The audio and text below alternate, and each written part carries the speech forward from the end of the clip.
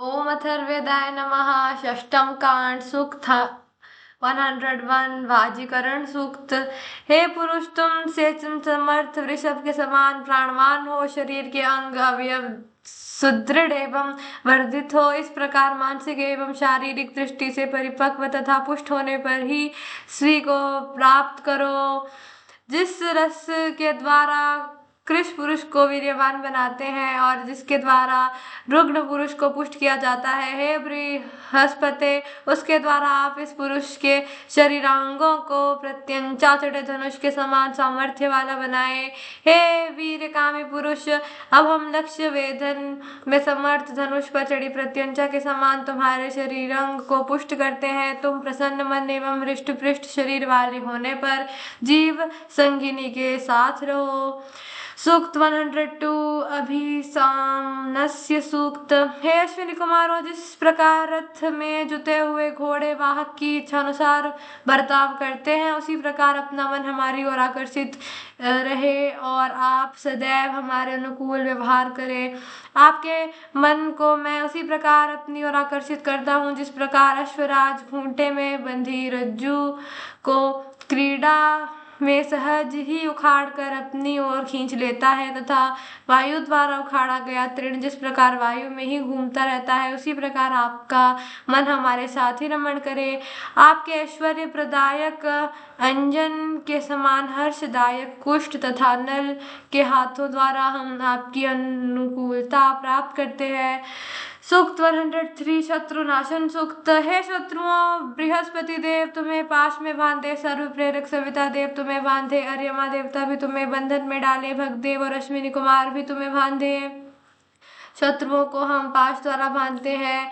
दूर स्थित, मध्य में स्थित एवं समीपस्थ सेनाओं को हम नष्ट करते हैं।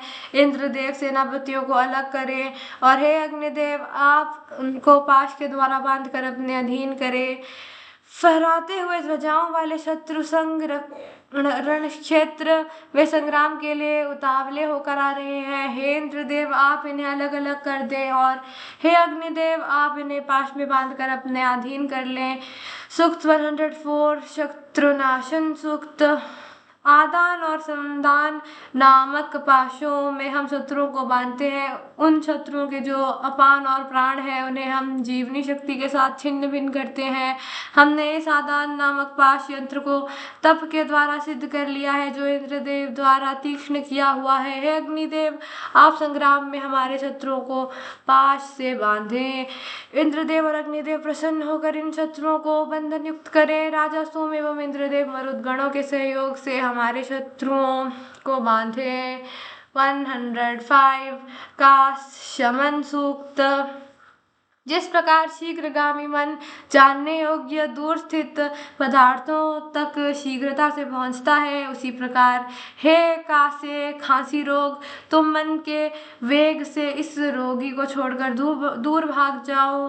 तीक्ष्ण बाण जिस प्रकार दूर जाकर भूमि पर गिरता है, उसी प्रकार हे कासे, तुम भी अति वेग से भूमि के अन्य स्थल पर जाकर गिरो। जिस प्रकार सूर्य किरणें शीघ्रता से दूर तक पहुंचती है, वैसे ही हे कासे, तुम इस रोगी को छोड़कर समुद्र के विविध प्रवाहों वाले प्रदेश में प्रस्थान करो।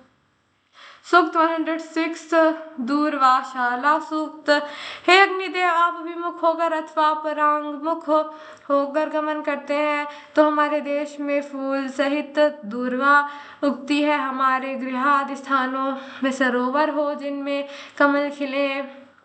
हमारा घर जलपूर्ण रहे, वह बड़ी जल राशियों के निकट हो। हे अग्नि, आप अपनी ज्वालाओं को पीछे करें। हे शाले, हम तुम्हें शीतल वातावरण से युक्त करते हैं, तुम हमें शीतलता प्रदान करो। अग्निदेव हमारे लिए शीत निवारण के निमित्त औषधि स्वरूप बने।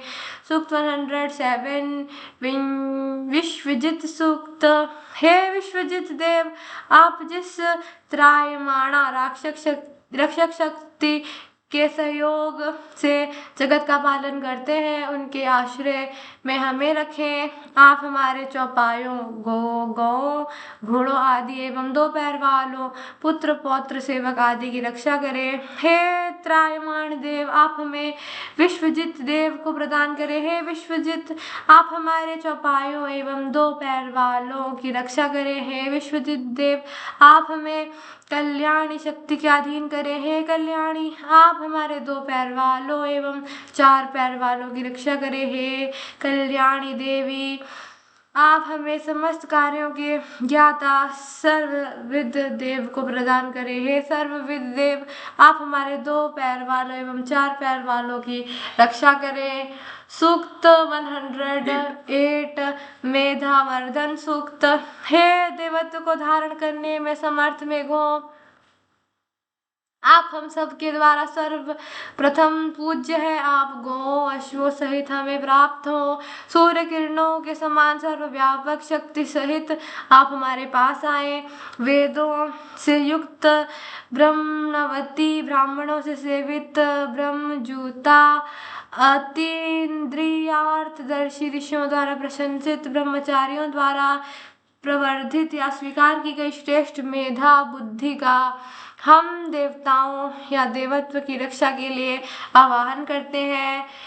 प्रभुदेव, जिस बुद्धि को जानते हैं, दानवों में जो बुद्धि है, ऋषियों में जो कल्याणकारी बुद्धि है, उस मेधा को हम साधक में स्थापित करते हैं। मंत्र दृष्टा ऋषि गण एवं पृथ्वी आदि भूतों की रक्षा करने वाले कश्यप, कौशिक आदि बुद्धिमान जिस मेधा के ज्ञाता है, हे अग्निदेव, आप हमें उस मेधा से युक्त कर मेधावी बनाए। हम प्रातःकाल, मध्यकाल एवं सायंकाल में मेधा देवी की सेवा करते रहे। सूर्य रश्मियों के साथ स्तुतियों द्वारा हमें मेधा शक्ति को धारण करते हैं। सूक्त 109 पिप्पली भैषज सूक्त। पिप्पली नामक औषधि क्षिप्त रोग की औषधि है और महाव्याधि की औषधि भी है, जिसकी कल्पना रचना देवताओं ने की थी। यह एक औषधि ही जीवन को निरोग और दीर्घायु प्रदान करने में समर्थ है।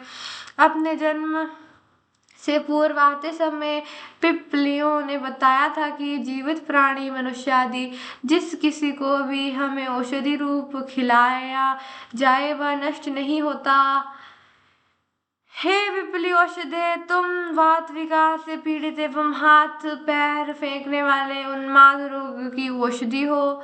तुमको प्रथम असुरों ने गढ़ा था, फिर जगत के हित के लिए देवगणों ने तुम्हारा उद्धार किया है। असुरों का तात्पर्य स्थूल पदार्थ कणों से है। पहले औषधि का स्थूल रूप बनता है, तब दिव्य धाराएं उसमें गुण स्थापित करती हैं। परिपक्व होने पर ही वे प्रभावकारी सिद्ध होती हैं। सूक्त 110 दीर्घायु सूक्त। पुरातन काल से आप यज्ञों में देवों का आवाहन करने वाले और यजन करने वाले हैं। हे अग्निदेव, आप अभिनव होता रूप से वेदी पर प्रतिष्ठित होकर हमें पूर्ण सुख, सौभाग्य और ऐश्वर्य प्रदान करें। हे अग्निदेव, आप इस जातक को ज्येष्ठा नक्षत्र के हानिकारक तथा मूलन नक्षत्र के घातक प्रभावों से बचाएं। इन नक्षत्रों में जन्मे बालक को यम के संहारक दोषों से मुक्त करें और शतायु बनाएं। क्रूर नक्षत्र वाले दिन में उत्पन्न यह बालक दूसरों को सुख देने वाला वीर पराक्रमी बने। बड़ा होने पर यह अपनी जन्म देने वाली माता एवं पालक पिता को हर प्रकार से सुख प्रदान करें। ओम अथर्ववेदाय नमः।